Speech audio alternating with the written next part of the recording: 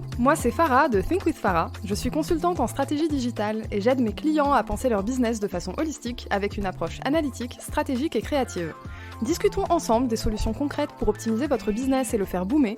Je vous partage mes expériences, mes succès, mes échecs, mais surtout mes apprentissages pour que vous puissiez façonner l'entrepreneur qui est en vous et atteindre vos objectifs. Bienvenue dans le 5e épisode d'une série de 6 épisodes, ou plutôt 6 leçons que j'ai tirées de ma surcroissance de 2020, et ici de mon expérience de freelance tout court. La semaine dernière, dans l'épisode 4, je t'ai parlé de dépendance au travail et de comment façonner son identité en dehors de son business. Dans cet épisode, je vais te parler d'une des conséquences de la dépendance au travail, mais aussi d'une condition inhérente au statut d'entrepreneur, j'ai nommé la solitude. Parce que, qu'on se le dise, quand on est entrepreneur, on est seul. Déjà, on est seul par notre métier, souvent isolé chez soi pour les freelances, mais en plus de ça, on s'isole de nous-mêmes, car on veut toujours travailler un peu plus, faire mieux, atteindre notre prochain objectif. Bref, on devient un peu une machine, quoi. Tiens, ça te rappelle pas mon épisode de la semaine dernière, ça ?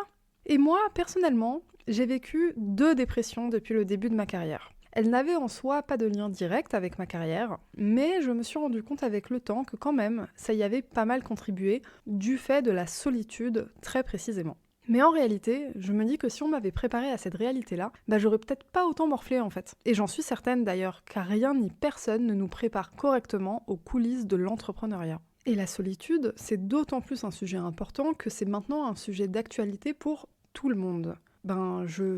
J'ai pas besoin de vous rappeler l'année qu'on vient de passer, hein.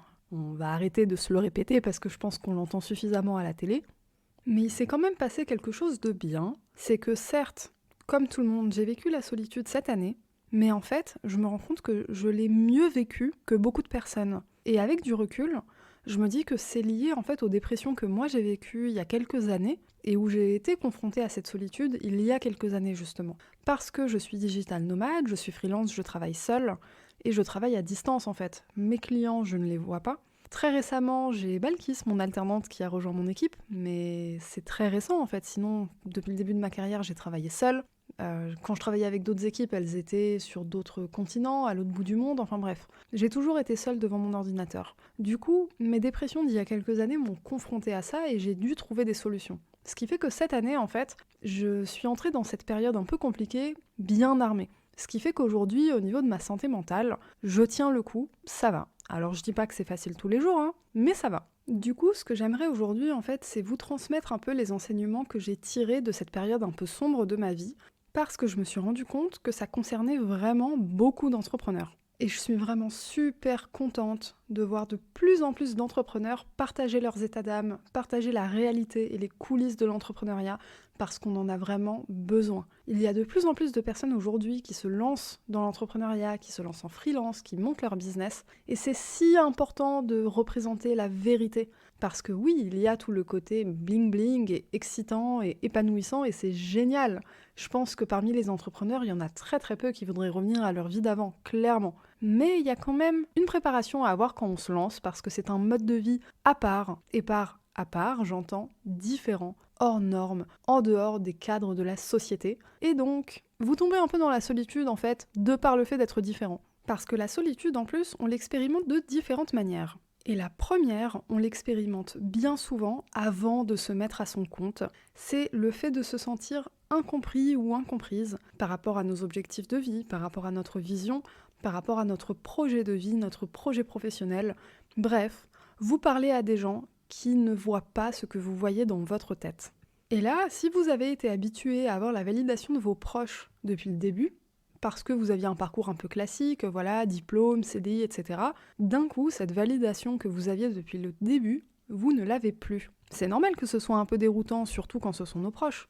On a envie que nos proches nous soutiennent et nous comprennent, c'est quelque chose de totalement naturel. Maintenant, vous avez entendu, j'ai dit on a envie, pas on a besoin. Parce qu'en réalité, on n'en a pas besoin. Mais ça, le temps que ça monte au cerveau, il peut se passer quelques mois, voire quelques années. Donc toi qui écoutes ce podcast et qui a envie de lancer un projet mais qui hésite depuis tant de temps parce que tu n'as pas la validation de tes proches, je suis désolée, tu ne l'auras pas. Lance-toi, saute, plonge dans le vide, mets les pieds dans le plat, c'est bon, fonce. Si t'écoutes ce podcast, si t'as une idée dans ta tête, c'est que t'es prêt, que t'es prête, donc ne te retiens plus à cause de tout ça. Si t'es au début de ton aventure entrepreneuriale, se lancer, ça veut pas dire sortir toutes tes économies d'un coup, hein. Ça veut dire commencer à te préparer, te former, regarder un peu, penser à ton produit, à ton offre, tes clients. Bref, matérialiser dans le réel une idée qui était jusqu'à présent dans ta tête. Maintenant, je vais m'adresser aux entrepreneurs qui se sont déjà lancés. Depuis quelques semaines, quelques mois ou quelques années. Il y a ici un petit deuil à faire du soutien de ses proches. Je sais, j'ai employé le mot deuil, c'est un mot qui est fort, mais en réalité, c'est pas si dramatique que ça. Parce qu'en réalité, si vos proches ne vous soutiennent pas, c'est parce qu'ils vous aiment et qu'ils veulent vous protéger. Sauf qu'ils n'ont pas accès au champ de vision que vous avez. Du coup, ils pensent à vous dans leur cercle à eux, et donc, votre activité, votre business, cette espèce de nouveauté qui leur est inaccessible dans leur quotidien, ils ne peuvent pas intellectuellement la comprendre. Donc c'est normal en fait que vous ne pouvez pas avoir leur soutien. C'est pas méchant de leur part. Là où ça commence à devenir un peu compliqué, c'est que ce soutien, vous pouvez ne pas l'avoir même quand vos proches sont entrepreneurs. Sauf que entrepreneur par-ci, entrepreneur par-là, qu'est-ce que ça veut dire ? L'entrepreneuriat, c'est multiple. Il y a tellement de secteurs d'activité différents et de manières de faire du business différentes qu'entre entrepreneurs, il y a plein de visions différentes. Donc au final, ça sert à rien de chercher parce que la validation des autres, vous ne l'aurez pas. Et j'ai même envie de dire, on s'en fout en réalité. Le seul soutien dont vous avez besoin, c'est vos partenaires, vos éventuels investisseurs et surtout vos clients. Une fois qu'on a compris ça, le fait de se sentir incompris dans son entourage, ça commence à peser de moins en moins lourd parce qu'on comprend qu'en réalité ce n'est pas si important que ça et qu'on est incompris pas parce que les personnes autour de nous ne font pas attention à nous, ne nous aiment pas, simplement parce qu'on a une vision qu'elles n'ont pas. Et c'est tout à fait ok en fait au final. Donc le mieux à faire, c'est de tracer votre route et de vous concentrer sur ce qui importe vraiment, c'est-à-dire vous, votre business, vos associés, vos clients, et vous foncez quoi. Parlons maintenant d'un autre aspect de la solitude, c'est le fait d'avoir un rythme de vie différent des autres. Vos amis salariés ont souvent, pour la plupart, un rythme de vie assez organisé, avec un travail en 35 heures, généralement de 9h à 5h, etc. Il y a une espèce de routine qui se met en place où tout le monde est synchronisé au même niveau. Ce qui fait que ça devient d'un coup hyper facile d'avoir une vie sociale et d'avoir des activités en groupe, vu que tout le monde a à peu près le même rythme de vie. Quand on est à son compte, par contre, c'est pas tout à fait la même histoire. Déjà, on doit apprendre à dépasser la motivation et être réellement discipliné. Ça peut prendre un certain temps. La procrastination, c'est un réel problème chez les entrepreneurs. Toi qui écoutes ce podcast, si t'as l'habitude de procrastiner, ne t'inquiète pas, t'es loin d'être tout seul ou toute seule. Ensuite, il y a les pics de productivité. Il faut savoir qu'on a tous et toutes des pics de productivité différents dans une même journée et pour les femmes ou les personnes avec un utérus, le long d'un cycle menstruel. Et oui, selon qu'on ovule ou qu'on ait ses règles, on a des pics de productivité qui sont différents. On aborde le travail différemment et il y a un livre qui est génial qui en parle. Vous le savez maintenant, j'aime bien vous recommander des livres régulièrement. Il s'agit du livre Lune rouge de Miranda Gray. Si vous avez un cycle menstruel, je vous invite vraiment à lire ce livre. Moi, il a changé radicalement mon approche au travail. Ce qui fait qu'aujourd'hui, j'organise réellement mon travail en fonction de mon cycle menstruel. Et cette liberté-là, une personne salariée ne l'a pas en fait. Ce qui fait que par défaut, votre liberté vous offre une gestion du temps qui vous est propre, qui vous convient réellement, que vous avez pensé pour vous, et donc vous êtes forcément décalé de personnes qui n'ont pas le choix. Là, je vous ai donné le petit exemple des cycles menstruels, mais si vous êtes plutôt du matin, il y a des entrepreneurs qui aiment se lever à 4h du matin pour bosser avant tout le monde. D'autres personnes qui travaillent mieux la nuit. Par exemple, je suis en train d'enregistrer ce podcast à 00h30. J'aime enregistrer mes podcasts toujours plus ou moins à la même heure, parce qu'il est tard, qu'il n'y a pas de bruit dans la rue, que tout le monde dort, et ça me donne l'impression d'un faux calme. Et puis parfois, on a aussi des pics de productivité de manière complètement random, parce qu'on est de bonne humeur ou qu'on s'est levé du bon pied. Et ces pics de productivité-là, on les exploite en fait quand on est à son compte. Du coup, on peut avoir des journées parfois qui sont très longues, et d'autres journées qui sont très courtes. On a aussi la liberté de prendre nos matinées, nos après-midi en semaine. On n'est pas du tout régi par un emploi du temps classique. Sauf que quand vous êtes en plein milieu de la journée, il est peut-être 15h, et puis vous en avez marre de bosser, vous avez envie de prendre une pause, et puis vous recommencerez peut-être à bosser ce soir, là d'un coup, en fait, de tous vos potes, il y a exactement personne qui est disponible. Mais c'est normal, ils sont tous en train de bosser, et eux ne peuvent pas quitter leur poste comme ça juste parce qu'ils ont envie. Et au final, à force, on se retrouve vraiment très souvent en solo. Alors là, un moyen simple, mais qui peut être perçu comme compliqué par certaines personnes, c'est de commencer à faire des activités en solo. Que ce soit chez vous ou en extérieur, en réalité, vous n'avez pas besoin des autres. Vous appréciez leur présence lorsqu'ils sont là, et c'est génial. Mais vous empêcher de profiter de vos moments de détente simplement parce que vous êtes seul, là, ça devient un problème. Et là, ce qu'il faut en fait, c'est cultiver l'amour de soi. Apprécier de passer du temps avec soi-même, s'aimer, s'apprécier, se chérir. Bref, vouloir se faire du bien et s'autoriser à passer des bons moments tout seul ou toute seule. Dit comme ça a l'air très simple. Sauf que faire des choses en groupe, ça fait partie d'une construction sociale. Du coup, se retrouver à faire des activités seul, non pas parce qu'on a envie, mais parce qu'on n'a pas le choix, ça peut être assez dur à vivre au début. Du coup, c'est encore plus important de travailler son amour de soi. Dans l'épisode précédent, je vous ai parlé d'un chakra par rapport à la dépendance au travail. Je vous ai parlé du chakra sacré. Là, j'ai envie de vous parler du chakra du cœur. C'est le chakra de l'amour et aujourd'hui, j'ai envie de parler d'amour de soi.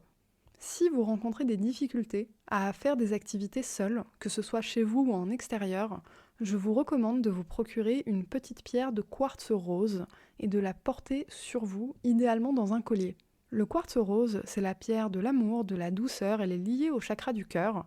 Mais quand vous l'achetez et quand vous la portez, je veux que vous pensiez à vous. Là, le but, c'est de nourrir l'amour de soi-même et pas l'amour qu'on porte aux autres. Parce qu'il n'y a que comme ça que vous arriverez à faire de cette solitude imposée un moment privilégié que vous appréciez réellement. J'aimerais maintenant vous parler d'une troisième fenêtre par laquelle rentre la solitude dans notre vie d'entrepreneur. C'est le fait de travailler seul, tout simplement. Il y a même un terme pour ça, on parle de solopreneur. En fait, c'est le cas d'énormément de freelance et de toute notre génération de digital nomades. Et ça, c'est fantastique quand on y pense, parce qu'aujourd'hui, on peut littéralement lancer un business depuis chez soi, sur son canapé, avec un ordinateur et c'est tout. Je pense sincèrement que l'entrepreneuriat n'a jamais été aussi accessible qu'aujourd'hui, et c'est vraiment une opportunité de malade. Sauf que quand on dépasse, ça y est, le seuil de l'excitation du lancement, on se retrouve maintenant dans le dur. Faut bosser, c'est sérieux, on a pris des risques, on a monté un business, faut y aller quoi, on fonce. Et là, on est toujours seul, chez soi, sur son canapé, avec son ordinateur. Et là, si on n'est pas bien préparé, en fait, l'entrepreneuriat, c'est pas toujours sexy au quotidien. Et heureusement d'ailleurs, parce que ce serait épuisant d'être tout le temps euphorique. Moi, ce que j'en pense, c'est que ces moments d'euphorie vont nourrir notre motivation et vont nous permettre de rester disciplinés dans des phases creuses. Mais dans ces phases creuses, faut quand même produire au final. Parce que la spécificité de l'entrepreneuriat, c'est qu'on est seul responsable de notre croissance.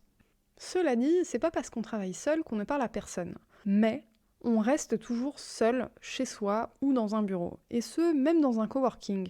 Je sais pas si t'as déjà bossé dans un coworking, mais les gens sont quand même relativement focus sur ce qu'ils font, c'est pas le meilleur endroit pour se faire des potes.